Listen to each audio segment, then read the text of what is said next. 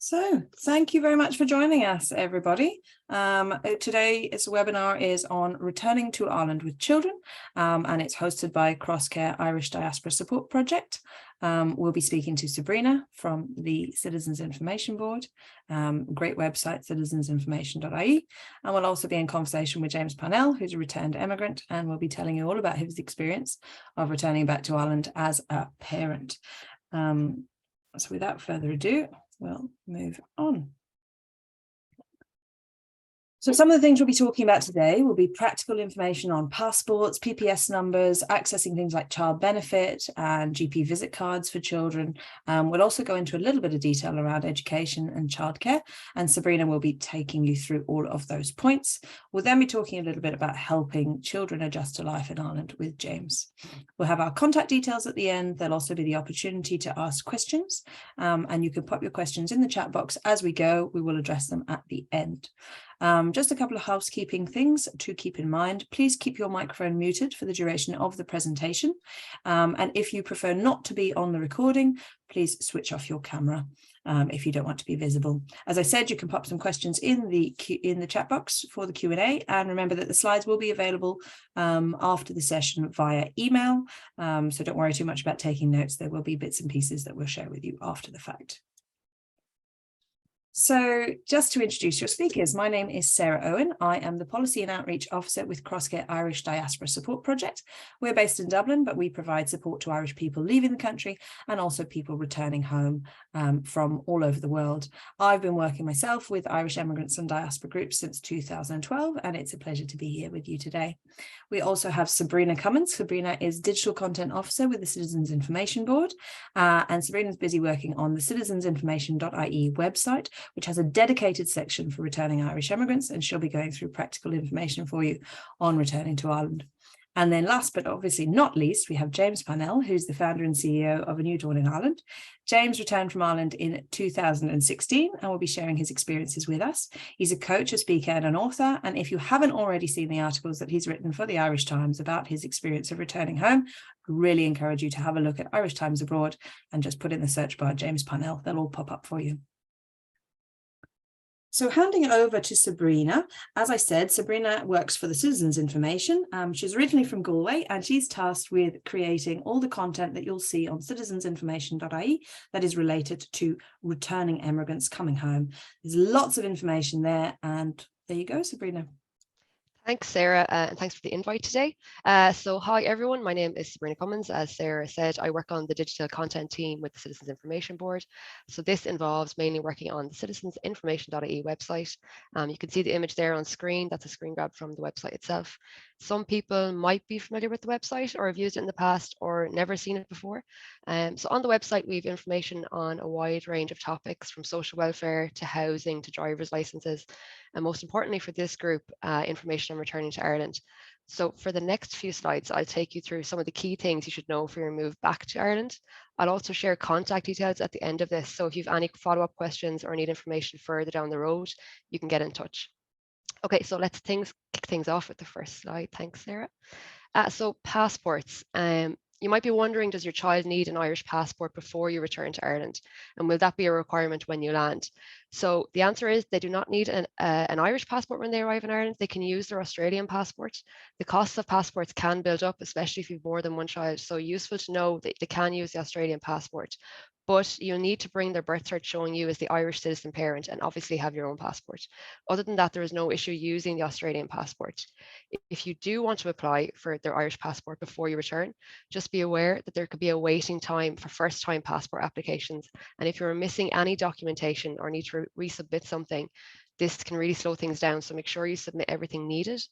You can apply online on the Department of Foreign Affairs website, and you can see the list of documents you'll need to submit on that website too. Which brings me on to preparation of documents. So when planning your journey home, it's important to bring some key documents with you. So for example, any work references, landlord references, if you're renting, or any prescriptions you have. A lot of these documents are now sent by email, but just remember to ask for them to be emailed, as you'll need most of these fairly soon after you arrive. You should also ask your GP or family doctor in Australia to transfer your medical history to your Irish GP when you register with one in Ireland. So there's not usually an issue with this, they just email them over, but it's important that you do this.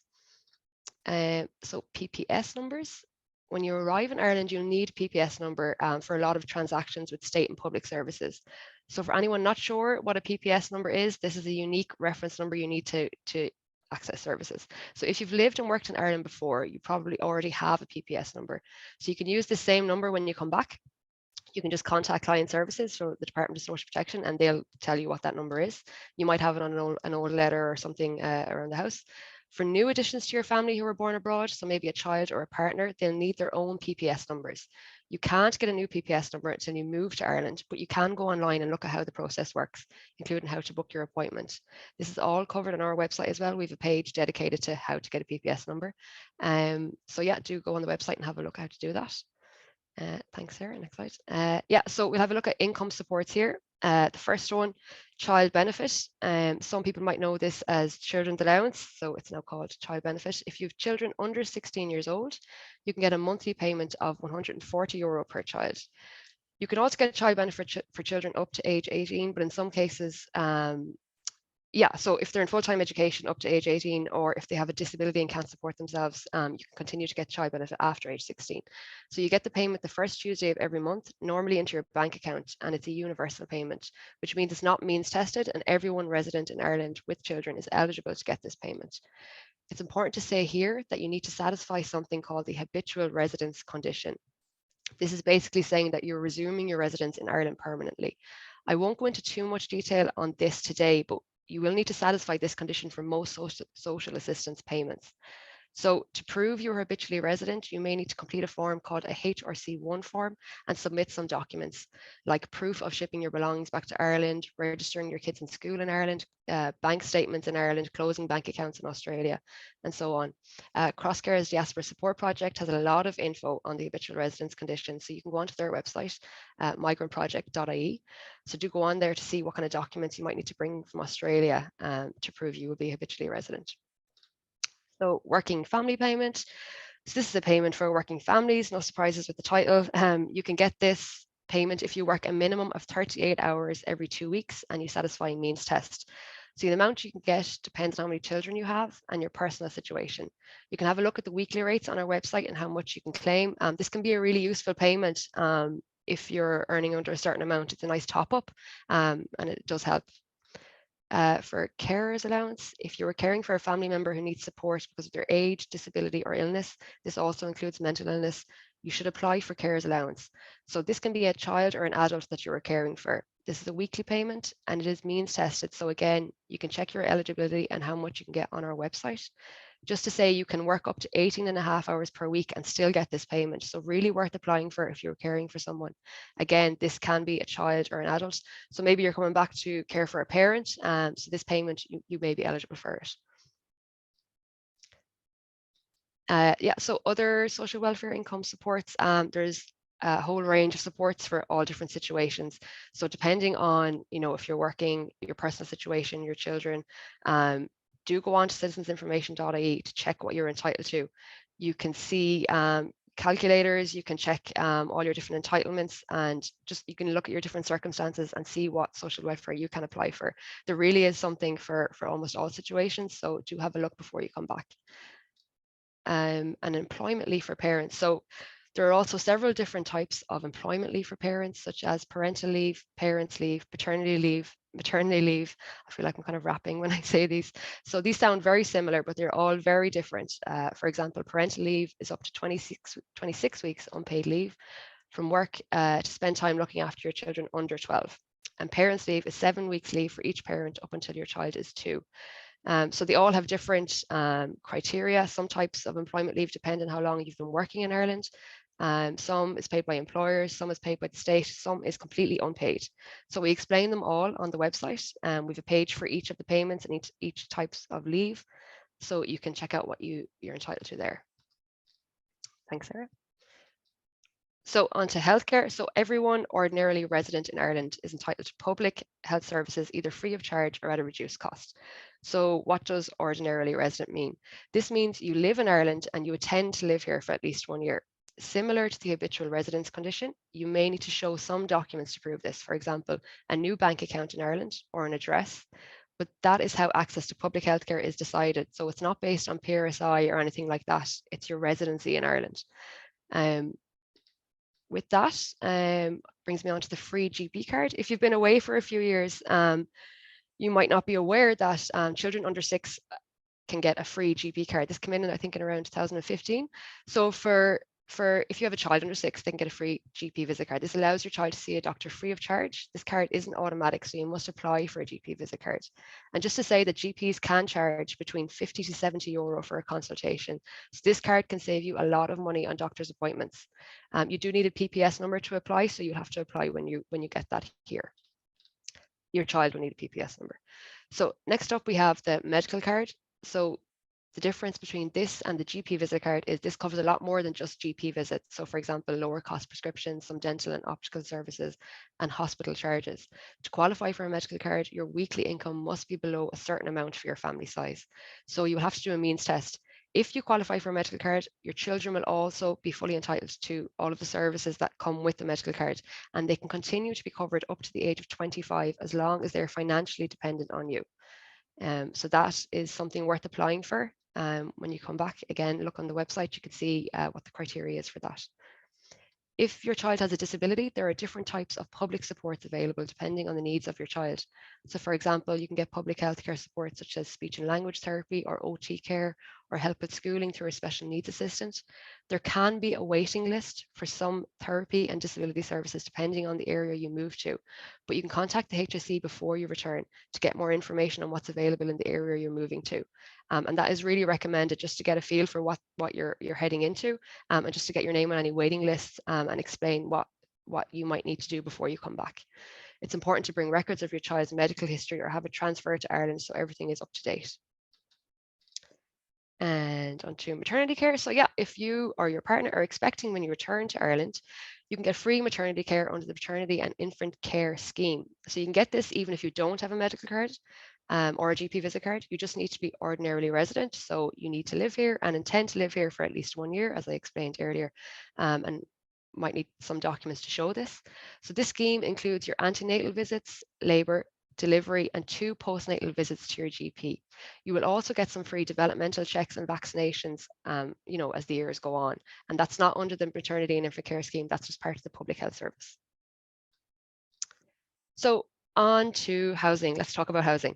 If you've been thinking about returning to Ireland for a while, you may have looked into the housing situation in Ireland or have heard about it through friends or family, or, it can be difficult to source accommodation at the moment. It's just important to say that. What's also important to say here is to try and organise something for when you return. So if possible, you may be in a position to rent or buy a home immediately, but it can take longer than expected to get everything into place. So whether that's with family or friends or something else, do try arrange, have something sorted before you come back somewhere to stay, rather than land and not be sure where you're staying, because that can end up being costly if you're paying for a hotel or an Airbnb. If you're planning to rent, check websites like daft.ie, myhome.ie, rent.ie before you come back. Facebook rent groups can also be good for finding somewhere to live. Letting agencies can also help, but some of them do charge a service fee, so just be aware of that. So really the advice here is to try and do as much prep on housing before you come back. It can be got, it just, you might need to just get in touch with some housing agencies beforehand. So social housing and HAP. Social housing is housing provided by your local authority, or you might know them as your city or county council if you've lived in Ireland previously. So they're the same thing. If you're in need of long-term housing and your income is under a certain amount, you may be eligible for social housing. The amount you can earn is different depending on the county you're moving to. So for example, it's higher in Dublin than it is in Leitrim. Also, they've just raised them recently, so now you can earn more and still be eligible for social housing in Ireland. So do have a look at the income levels and see if you're going to be under that amount, and do apply for social housing if you're eligible. You have to show a local connection to the area that you're applying for. So this may be that you live there for at least 5 years in a row at any time. So if you've lived in Ireland previously, if you've lived somewhere for 5 years in a row, that's a local connection to that area. Or if you're working within 15 kilometers of the area, or if you have a family member living there for at least 2 years. You can also show a local connection if you're doing a course or accessing medical services in the area. If you qualify, you'll be added to the social housing list. Now, these lists can have huge waiting times. It's years for most of them. So while you're waiting on the list, you get something called a housing assistance payment. So that's called HAP. So what that is a monthly payment to your landlord, and it's designed to help you pay your rent. So you can top it up in some cases, but it's a real help if you're paying private landlord rates and you're eligible for that. So do have a look on the website and see if you're eligible to apply for that. So yeah, on to childcare. So childcare in Ireland can be a bit complex to understand, and they have tried to simplify it in recent years. So the main scheme now in Ireland is the National Childcare Scheme. To access the scheme, your child must be aged over 6 months but under 15 years. Okay, so how this works is there are two types of subsidy or payment you can get. So the first is the universal subsidy. So exactly what it says in the tin, everyone is eligible, it's universal. At the moment, this is 50 cents per hour, but it goes up to 140 per hour from January. This is paid directly to your childcare provider. The second is an income assessed subsidy, which is means tested, and you can get this if you earn under 60,000 euro per year reckonable income. Okay, the number of childcare hours you can get on this scheme depends on the hours you and your partner, if you have one, work or study. This can work out at more than 140 per hour, so it can be higher than the universal subsidy.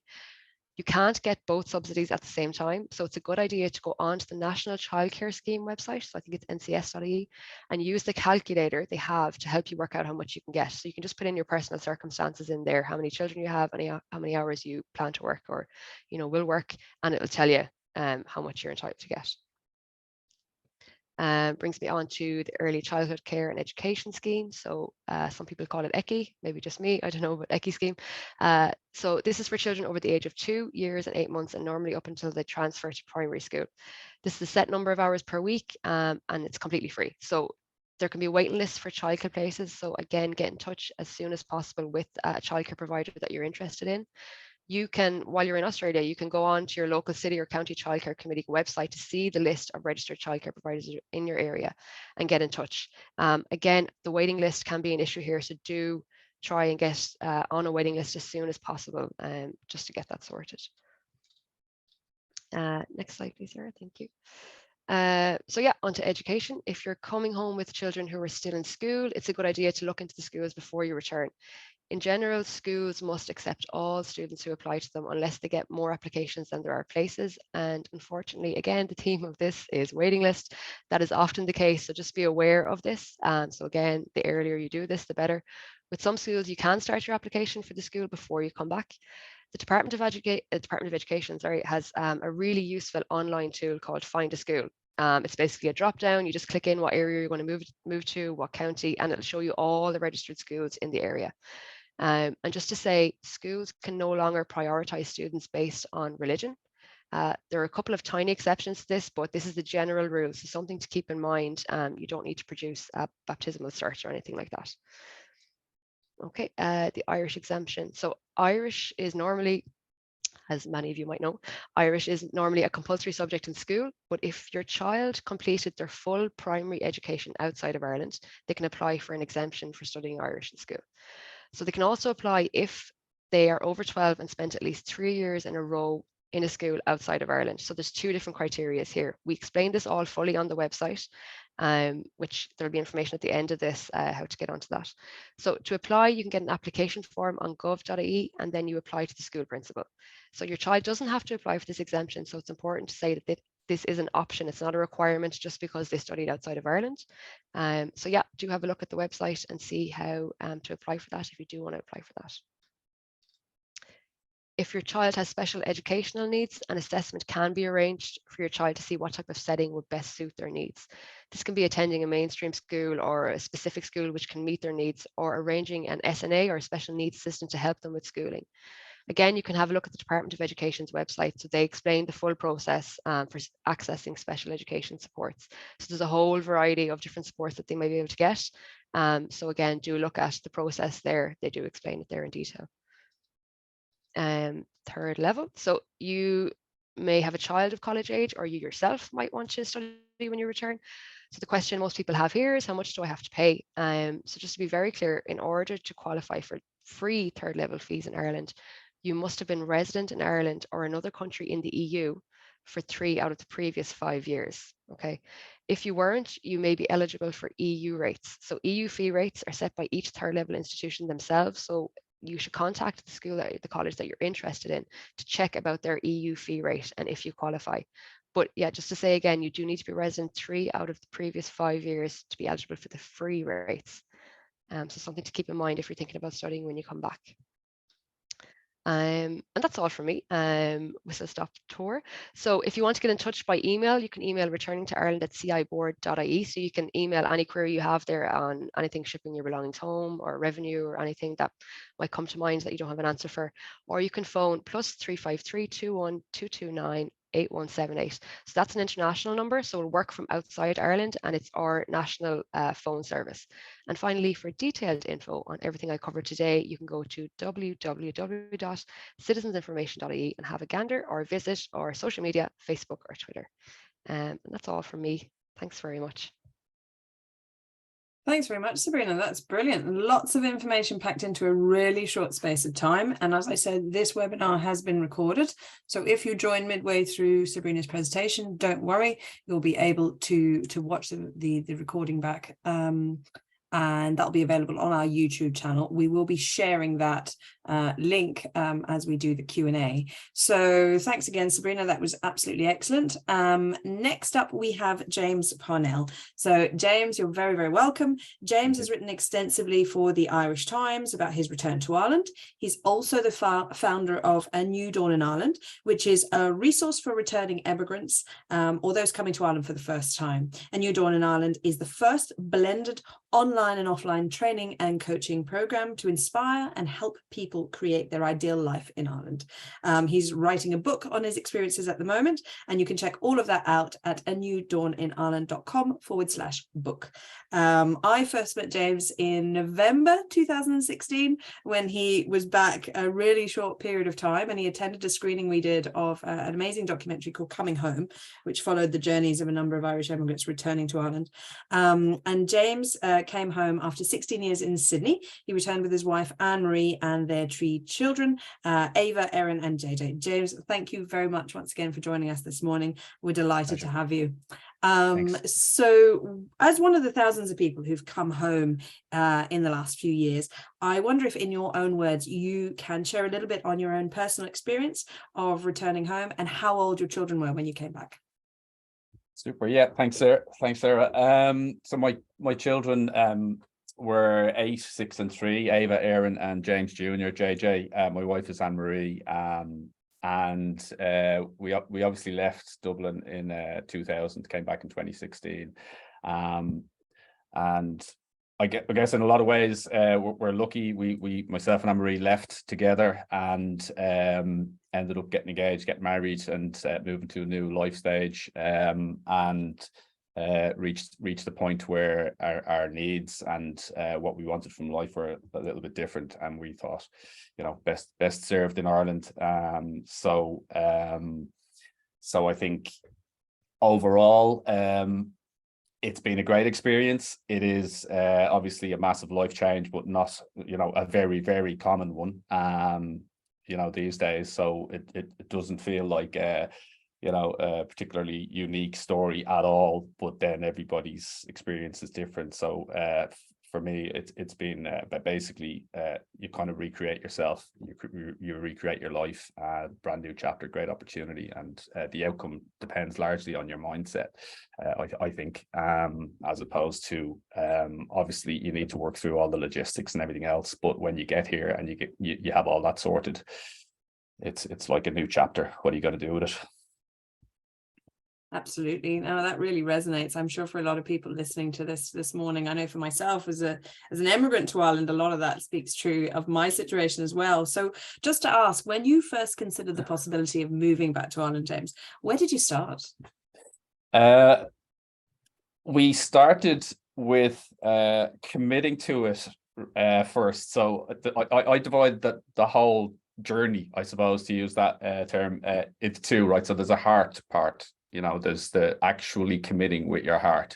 And so a lot of people, I think, get a little bit distracted by the head and the logistics. But when we first started thinking about it. I call it the awareness phase, and it could last years, but you start to talk about it out loud as a possibility of returning home, and you maybe chat with a couple of close friends, but not too many, because you don't want to commit to it yet. And then we ended up, we got to the point where it was like getting close to, right, we're going to have to pick now. Our kids are at the age where if they stay any longer, it's quite interesting, their brain development at certain ages and their needs at certain ages are different. So when they're 8, 6 and 3, they're at the point where they're very family focused. They haven't gone into the outside world and started to make those connections too much yet. So it's possible to bring them home or to another country without too much trauma, without too much stress. And so we got to that point where we had to emotionally commit first, right? And try not to get distracted by all the logistics. So it's literally just, do we really want to do this in our hearts? What's our gut and our heart telling us? So we were on holiday in Ireland, and I wouldn't recommend this to make your decisions on holiday in Ireland, because generally we used to always get very excited on holidays in Ireland, and that thought would come up. But we always went back to Sydney and said, let's just go back to Sydney for 3 months and relax, But anyway, in this case, we actually did commit emotionally, but we had been sitting with the idea for 2 years, I'd say, like, to put a number on it. So we fully committed to it by telling our family when we were here in August 2015, and we said we'd be back sometime in the summer 2016. So that was the hard commitment. And then practically, I suppose when we returned to Sydney, we needed to figure out what our financial situation is. We basically did a quick 20 minutes, what's our financial worth. And then I think the big decision is when you're coming home. So once you have that anchor point, everything else will fall in around it. You'll get very focused with your head. But so the practical thing was to do that quick calculation and decide, we're going to sell a house, we're going to be able to rent, and sort of make just like one big decision. I think it's when, and then where we're going to live, that sort of thing. So that's how we started. That's really useful. Yeah. That's really useful. And I think, that idea of, there's so much practical information out there, like a lot of what, Sabrina brought in there. It's so important to take that into consideration. But ultimately, this is a life move. This is a life change. And it's about how you feel about that. So that's really well articulated. Thanks, James. So I know you've talked a little bit about how Anne-Marie settled back into life in Ireland a little bit faster than you might have. But can you tell us how your children found the process of return, and what, as a family, did you do to help ease their transition? Really, again, very lucky. I find myself being very grateful when people ask me about this, because again, like, their age, 8, 6 and 3, their brain development, I love neuroscience, and at that point, 3 and 6, they're very attached to you as parents, so they take the lead from you, even the 8-year-olds. And when they start to get into like 11, 12, a little bit older, then they're going out into the world, and they're not as attached to you and dependent on you. But I also find, like, children take their lead from you. So myself and Anne-Marie were very excited. We obviously had taken our time, and we were very committed to it. We saw it as an adventure, and we never really, I don't have any recollection anyway of sitting down with them and having any negative, sort of going, are you worried, or starting them off on that path. I always remember we were excited. We put a countdown on the fridge, with about 3 months to go. And they I love Post-its. I'm a project manager, so there's Post-its. You get yourself a Sharpie, and they pull off a sticker every day, and it would say 79 days to go. And also it was like a countdown to Christmas, like, sort of thing, so very, very excited.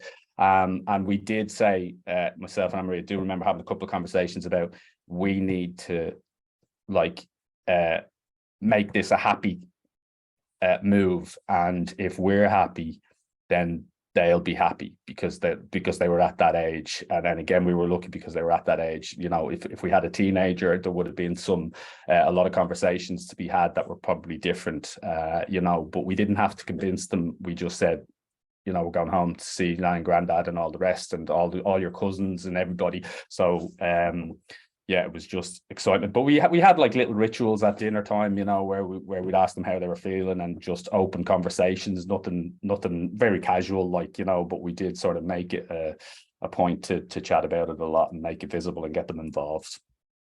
in it. That's brilliant. I mean, it sounds like they were really involved. And I mean, for you left Ireland as a 20-something-year-old and came home as a parent with children. So that's a big change. How did you deal with this new reality? And did you, for instance, have to make new friendships or adjust your relationships with close family? And could you tell us a little bit about that? Yeah, I'd say that might be the toughest part. I definitely, for the first year when we moved back, purposely switched off looking at Australia. I was very attached to it. I loved the lifestyle, loved surfing, everything about it. So I know Anne-Marie, didn't particularly like the heat and some of the things there. So it was much easier for her. But like being attached to that, is you almost make it more difficult for yourself, by thinking about it too much. So you need to kind of detach from that for a while, I think. So and I also felt like that mindset thing. I really didn't want to go back to the same job or the same career exactly that I had in Dublin before I left. So, I worked in banks and in software, and I still do a little bit, but I also created, a couple of businesses that started doing well-being talks, started exploring neuroscience. So I really didn't want to feel like I had gone back. I was back in the same place I was 20 years before. I really wanted to avoid that. And I think I did that. Then in terms of making friends, I think naturally, we found when the kids were starting school in Sydney, we did feel a little bit different. Anne-Marie noticed this in particular, that she didn't feel like it was the same. And so back here, GA schools, you'll naturally sort of, if you join those things, if you've got children, you will be involved in groups, and it's a lot easier here if you're Irish coming home. So, but you do have to get involved and maybe volunteer. We volunteered in Scouts. We're still involved in Sea Scouts, and we get involved in the GA and stuff like that. So that provides natural friends. I've never had a massive amount of friends. I just need a small number of close friends. My best friend here, Andre, hadn't seen him in 15 years, much of him really, but we fell back in to a bit of a rhythm. Family's probably the hardest. I feel like, I'm one of 7 children. I felt like at the time, it'd be a little bit more like the holidays. I don't know why. It was quite naive to think, I'd see a lot of my family, my siblings and all, but actually you could be 20 minutes away, but you might not see them. You might not only see them 3 or 4 times a year, so that has, I wouldn't say I think my expectations have been adjusted for me gradually over time, but I definitely for 6 months had a few, I wouldn't say run-ins, but I definitely had a few sort of moments where it just wasn't what I expected. But on the plus side of that, my parents are still healthy, and we go on holidays with them, and that's been a massive, that has been maybe not a surprise, but it's definitely been one of the highlights of it. I just feel like that life's very short, and it's really precious time that I've got with them. Anne-Marie's parents passed away, unfortunately. Her mother passed away 8 weeks after we got back, actually, which was really tough and unexpected. And it really makes you appreciate any time you have with your family. So that's been a real bonus. So you kind of you take the disappointed expectations for the golden moments, that you have. Thanks, James. Thanks very much. I think, again, that's definitely something that I know resonates with a lot of the people that we work with who return. And being back home is being back home, but it's not being home on holiday. They are different things. And that's important to just have that in the back of your mind if you're making the move back. Yeah. You answered this a little bit, but I suppose now that you've been through the process, is there anything that you would have done differently, or anything that surprised you about being back in Ireland? Anything that I do differently? Okay. I probably actually would not have made that decision on the holiday home. I think we would have made that decision anyway, right? I'm not saying it was the wrong decision at all. It was the right decision, and we definitely were getting to it. But I don't know why, something niggled me about the fact that we were coming out of a friend's wedding the next morning after a friend's wedding, and our kids were being minded by I think Anne-Marie's mother at the time, and so as parents, very rarely you get away from your children. So we had a conversation on the way back up from down south, back up to Dublin, and we made that decision. And we felt like, we need to commit to it at some point, but we felt like it needed to be on the holiday. Anyway, we did. So I would say, look, just in general, like don't rush it. Take your time, make sure you're fully committed to it. So but just don't get too excited by the holidays at home, and make the decision in your own time. Sit on it if you need to. And I suppose the surprising thing is kind of what we've spoken about is I'm certainly glad to have had the time with my parents. And I think in hindsight, while I didn't really realize this, but because I had set up, I started doing corporate talks in wellbeing and started to explore neuroscience, and I started to explore, coaching. And first year I got back here, I did a coaching diploma and things like that. And I didn't realize at the time that all of that was actually required for me to be happy. Like, I actually had to change myself.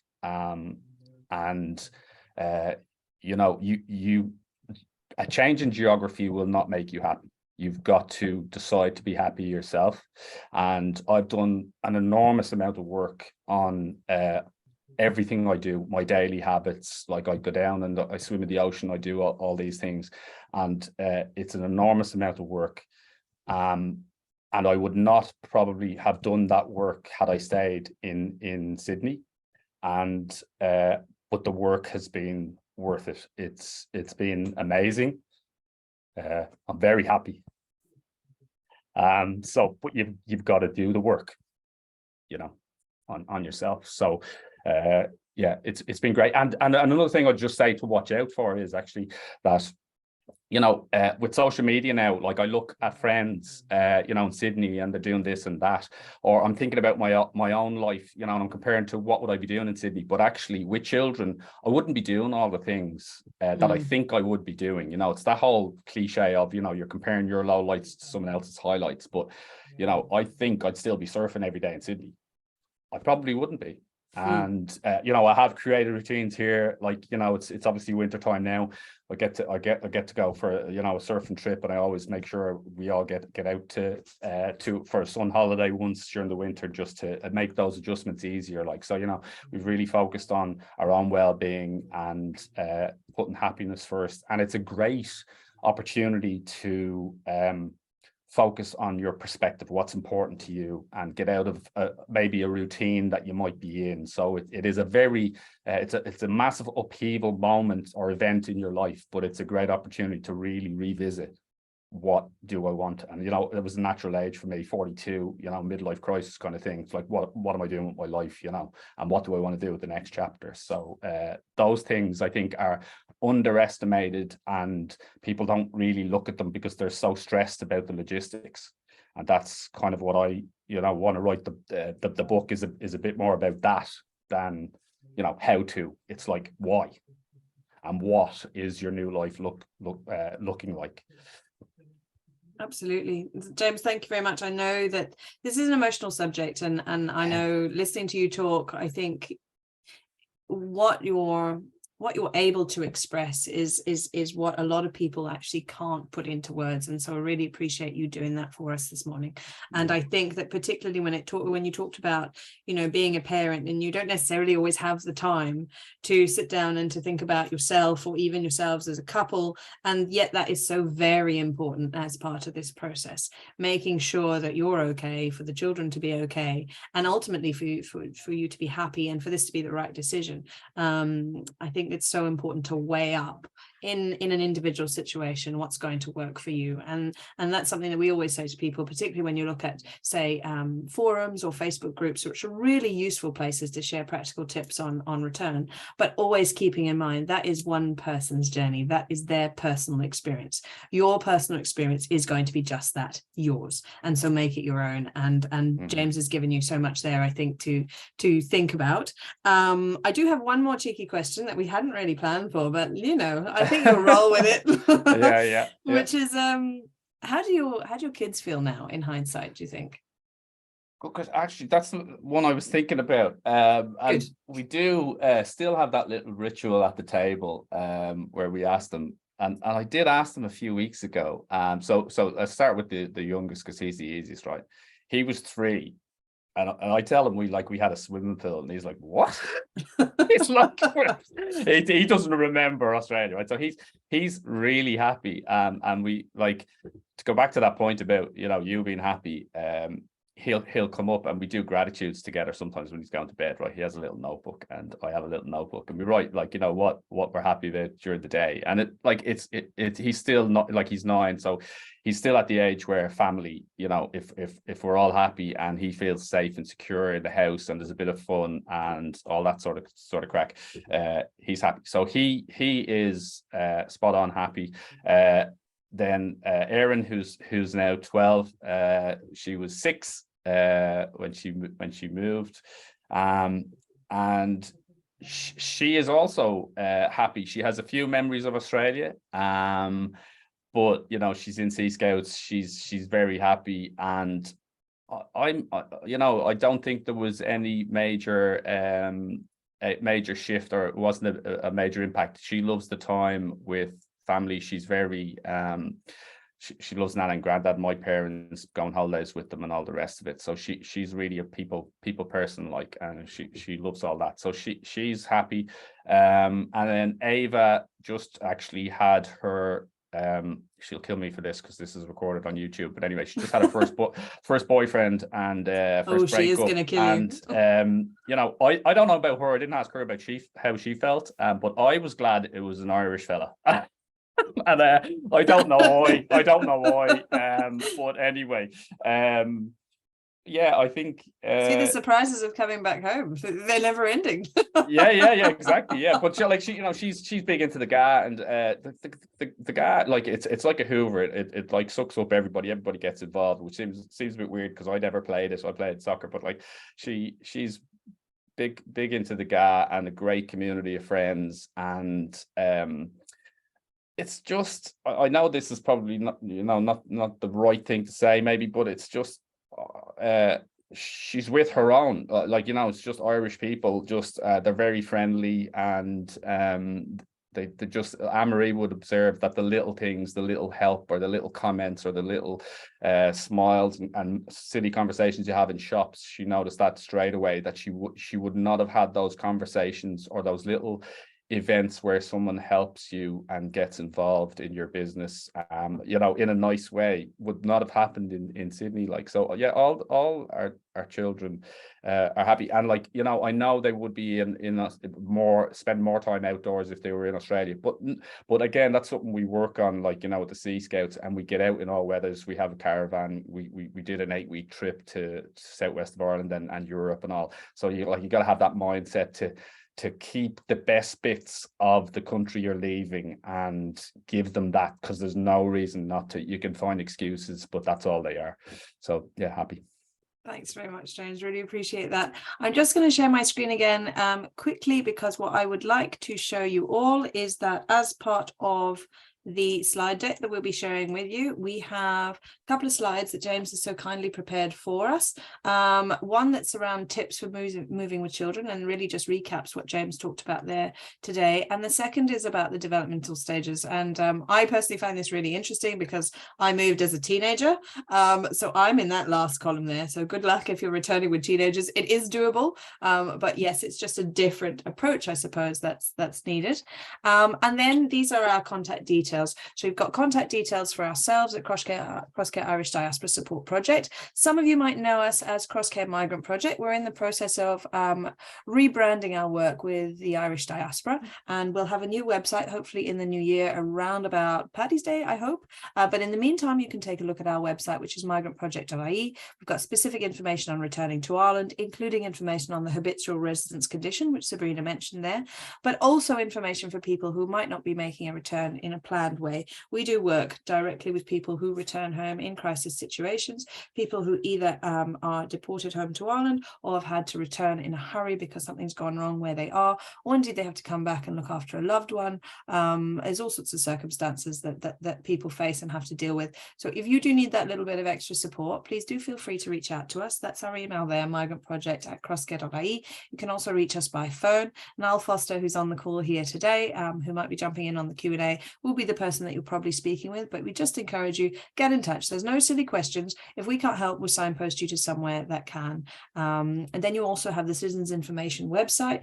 As Sabrina detailed there, it is a wealth of information, and the Returning to Ireland section there is funded by the Department of Foreign Affairs. It's really detailed information, and you can also reach out to Sabrina on certain practicalities if you have questions. Returning to Ireland at ciboard.ie, and then there's the phone there that you can call from outside of Ireland. That goes through to the Citizens Information phone line, and obviously in Ireland there's a whole host of Citizens Information centres around the country. It's such a useful and helpful resource for people. So if you're back and even you need help with a social welfare form or anything like that, those centres around the country are there to help you. And then of course you have James's website there, the Wellbeing Gym. There's obviously also a New Dawn in Ireland, which James, you might just jump in there and give us the full link for the website. So yeah, cool. the other one I'll put it on. Yeah, it's just on newdawnireland.com. Fantastic. And even if you want to pop it in the chat, that's great. Yeah. And do follow James's journey. He's writing his book and sharing his experience, and no better man. Like, well done.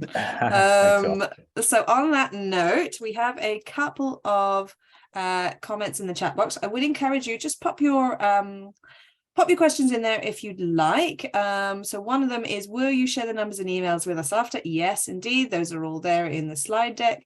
James, so much of what you're saying resonates with me. Thank you for sharing it all so candidly. We're in the thick of it now, thick of the how right now, with the move coming in February. I'm reminded to keep an eye on the why for everyone involved. So that is so important. Sarah, thank you so much. I'm sure James appreciates that.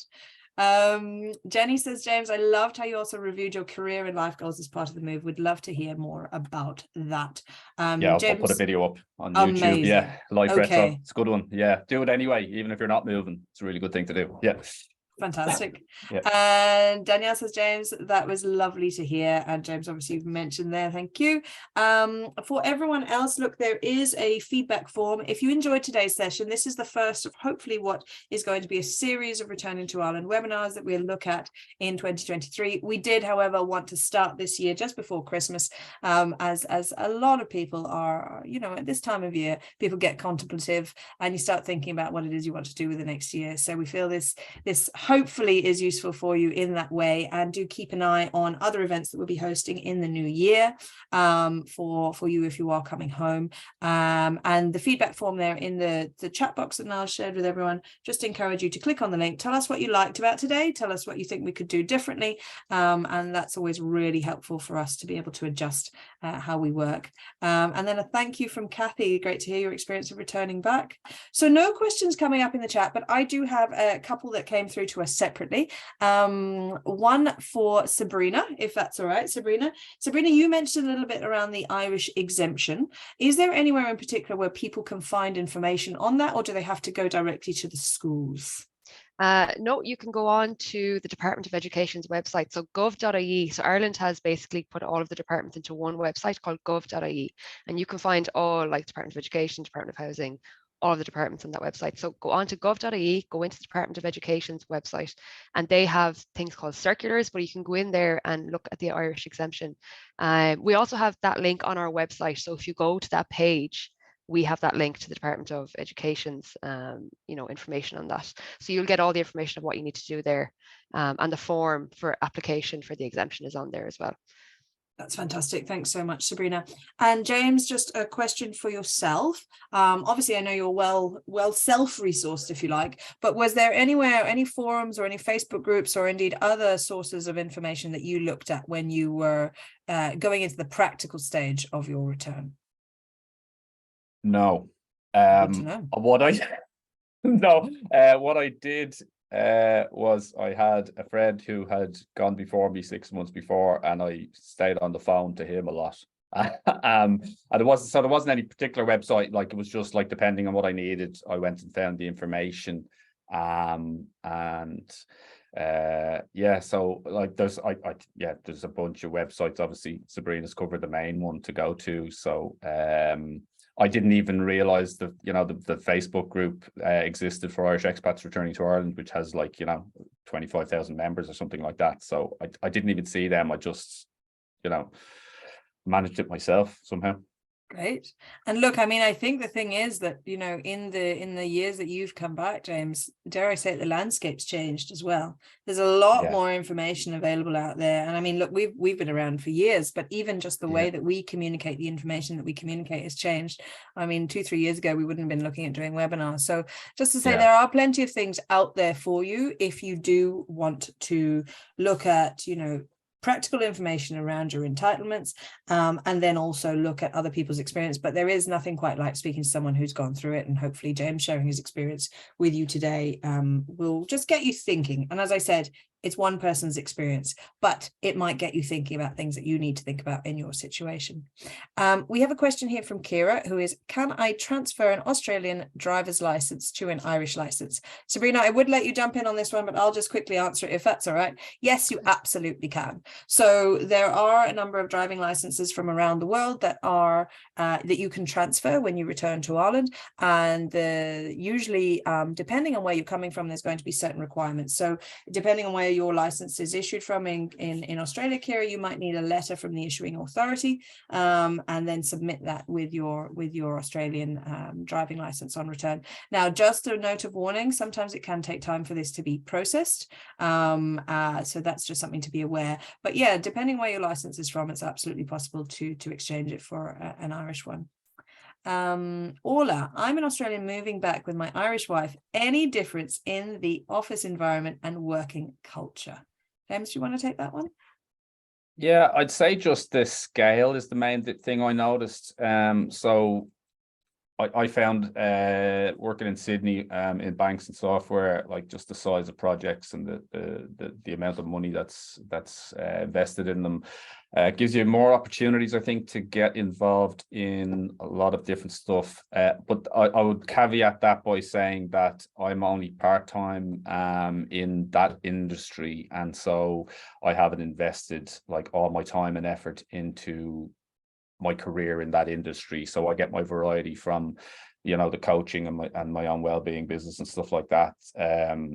So I would be cautious to comment too much on it. But the work that I do, I find is, you know, it's the same work. It's just a smaller scale. But you know, as you said, Sarah, the last 2-3 years things have changed, so remote working and all that sort of flexibility is there. So I would imagine it's not that different, apart from just the scale of projects. Thanks very much, James. Orla, just to say, you mentioned there being an an Australian citizen moving back with your Irish partner. One thing is just around immigration permissions. If you are from outside of Ireland and you're returning with an Irish partner or spouse, you may have to go through either a visa process before you return, or indeed the pre-clearance process if you're de facto partners, or indeed apply for permission on return to Ireland. Now, we're experts in that area. We provide free information about this. So if this is something that anyone on the call today wants more information about, have a look at migrantproject.ie, and you can also reach out to us as well. I should say that this free initiative today is really possible thanks to the support from the Emigrant Support Programme. The Government of Ireland has a funding programme called the ESP that funds, I think, over 500 Irish organisations all around the world, us being one of them, CIB and Citizens Information getting some funding as well for their bespoke website. So look, there are potentially supports and groups locally available to you that are funded through this program. And if you're still not sure about making the decision, if you're not sure, will I stay or will I go, getting involved with those groups and talking to other people who are maybe feeling the same way is definitely worth thinking about.